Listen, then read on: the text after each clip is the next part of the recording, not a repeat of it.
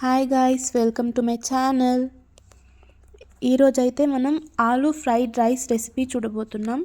First అయితే మనం ఆలూ చిన్న చిన్న పీసెస్గా కట్ చేసి వాటర్లో కొద్దిగా సాల్ట్ యాడ్ చేసి బాయిల్ చేసుకోవాలి. నెక్స్ట్ ప్యాన్లో ఆయిల్, మస్టర్డ్ సీడ్స్ ఇంకా జీరా యాడ్ చేసుకోవాలి. దీంతో పాటు పోపు దినుసులు కూడా యాడ్ చేసుకుంటాం.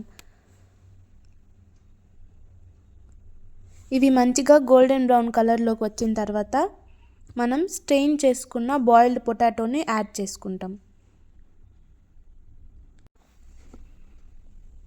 ఇందులోకి మనం 1/2 టేబుల్ స్పూన్ సాల్ట్ ఇంకా 1/2 టేబుల్ స్పూన్ కారం కూడా యాడ్ చేసుకుంటాం.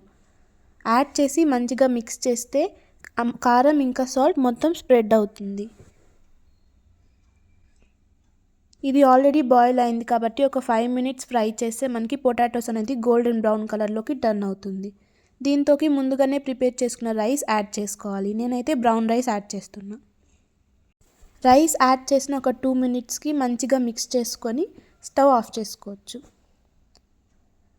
2 మినిట్స్ తర్వాత మనకి ఆలూ ఫ్రైడ్ రైస్ అనేది రెడీ అయిపోతుంది. దీన్ని అయితే మనం ప్లేట్లోకి మంచిగా సర్వ్ చేసుకొని ఎంజాయ్ చేయొచ్చు.